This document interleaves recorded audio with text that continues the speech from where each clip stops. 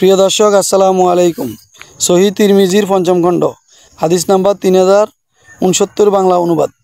আব্দুল্লাহ ইবনে আব্বাস রাদিয়াল্লাহু তাআলা আনহু হতে বর্ণিত, তিনি বলেন, নবী সাল্লাল্লাহু আলাইহি সাল্লামের নিকট লোক এসে বলল, হে আল্লাহ রাসূল সাল্লাল্লাহু আলাইহি সাল্লাম, আমরা যা হত্যা করি তা ও খাবো, আর আল্লাহ তাআলা যা ও হত্যা করেন তা খাবো না? তখন আল্লাহ তাআলা এই আয়াত অবতীর্ণ করে। অনুবাদ: তোমরা তার ও নিদর্শন সমূহ বিশ্বাসী হলে যার উপর আল্লাহ তাআলার নাম নেওয়া হয়েছে তা হইতে খাও। তোমরা যদি তাদের ও কথা মতো চলো তবে অবশ্যই তোমরা মুশরিক হয়ে যাইবে। সূরা আনআম 118 এবং 121 নম্বর আয়াত। হাদিসটি সহি আবু দাউদ কিতাবে 2058 এবং 2059 নম্বর হাদিসটি রয়েছে। আবু ঈসা হাদিসটিকে হাসান গারিব বলেছেন এবং ইবনে আব্বাস রাদিয়াল্লাহু তাআলা আনহু হতে বর্ণিত আছে। প্রিয় দর্শক আসসালামু আলাইকুম। সহি তিরমিজির পঞ্চম খণ্ড হাদিস নাম্বার 3071 বাংলা অনুবাদ। আবু সাঈদ রাদিয়াল্লাহু তাআলা আনহু হতে বর্ণিত, তিনি বলেন, নবী সাল্লাল্লাহু আলাইহি ওয়াসাল্লাম আল্লাহ তাআলার বাণী অথবা তোমার প্রতিপালকের কোনো নিদর্শন আসবে, সূরা আনআম 158 নম্বর আয়াত প্রসঙ্গে বলেন, তা হচ্ছে পশ্চিম দিক হইতে সূর্যোদয়। এটি কিয়ামতের আগে ঘটবে। হাদিসটি মুসলিমের প্রথম খণ্ডে 95 নম্বরে রয়েছে। আবু হুরায়রা রাদিয়াল্লাহু তাআলা আনহু হইতে বর্ণিত রয়েছে। আবু ঈসা হাদিসটিকে হাসান সহিহ বলেছেন। প্রিয় দর্শক আসসালামু আলাইকুম। সহি তিরমিজির পঞ্চম খণ্ড হাদিস নাম্বার 3072 বাংলা অনুবাদ। আবু হুরায়রা রাদিয়াল্লাহু তাআলা আনহু হইতে বর্ণিত আছে, নবী সাল্লাল্লাহু আলাইহি সাল্লাম বলেছেন, তিনটি নিদর্শন যখন প্রকাশিত হইবে তখন কারো ঈমান আনয়ন আর তার কোনো উপকারে আসবে না। যারা ইতিপূর্বে ঈমান আনেনি বা যারা নিজেদের উপর ঈমানের মতো নেক আমল করেনি, সূরা আনআম 158 নম্বর আয়াত।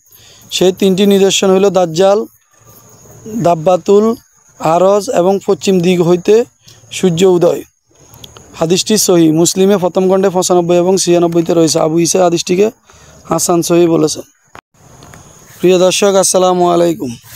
সহি তিরমিজির পঞ্চম খণ্ড হাদিস নাম্বার 3073 বাংলা অনুবাদ। আবু হুরায়রা রাদিয়াল্লাহু তাআলা আনহু হতে বর্ণিত, তিনি বলেন, রাসূল সাল্লাল্লাহু আলাইহি সাল্লাম বলেছেন, বারাকাতময় আল্লাহ তাআলা বলেন, আর তার বাণী সম্পূর্ণ সত্য। কোনো বান্দা যখন কোনো ভালো কাজের ইচ্ছা পোষণ করে তখনই বলে, হে ফেরেশতাগণ, তোমরা তার জন্য একটি নেকি লেখো, এবং সে যখন কাজটি করে তখন তার জন্য 10 গুণ নেকি তার জন্য লেখো।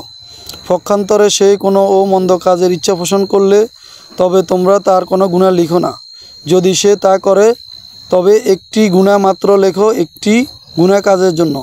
যদি সে তা বর্জন করে বা কার্যকর না করে তার জন্য একটি করে নেকি লেখো।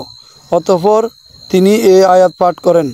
অনুবাদ: কেউ কোনো সৎ কাজ করলে সে তার 10 গুণ পাবে, এবং কেউ কোনো অসৎ কাজ করলে তাকে শুধু তার এর প্রতিফল দেয়া হইবে। সূরা আনআম 160 নম্বর আয়াত।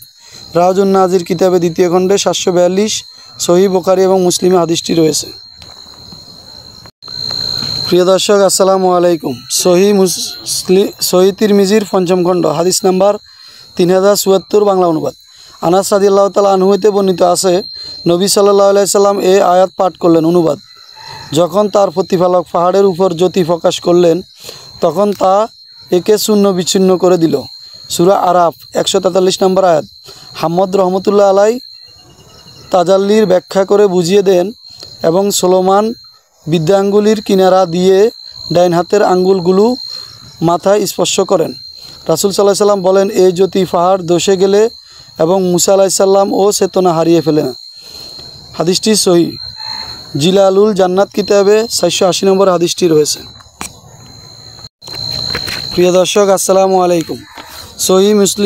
সহি তিরমিজির পঞ্চম খণ্ড হাদিস নাম্বার 3076 বাংলা অনুবাদ।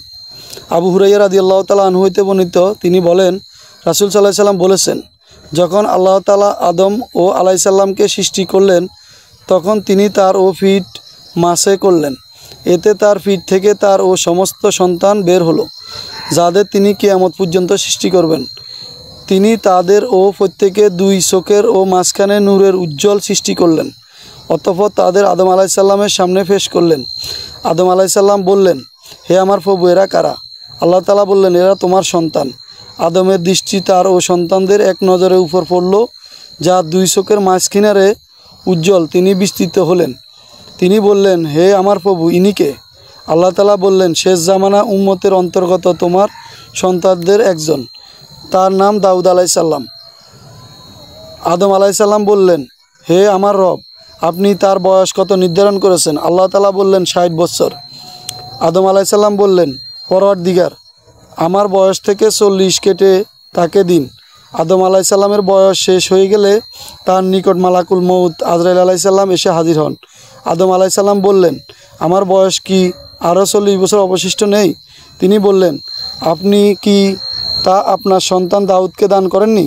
রাসূল সাল্লাল্লাহু আলাইহি সাল্লাম বললেন, আদম আলাইসাল্লাম অস্বীকার করলেন, তাই তার সন্তানেরাও অস্বীকার করে থাকে। আদম আলাইসাল্লাম ভুলে গিয়েছিলেন, ফলে তার সন্তানরাও ভুলে যায়। আদমের ত্রুটি বিচ্যুতি হয়েছিল, তাই তার সন্তানদেরও ত্রুটি বিচ্যুতি হয়ে থাকে। হাদিসটি সহিহ। আজ-জিলালুল 106, তাকরিজুল তাহাবিয়া কিতাবে 220-221 নম্বর হাদিসটি রয়েছে।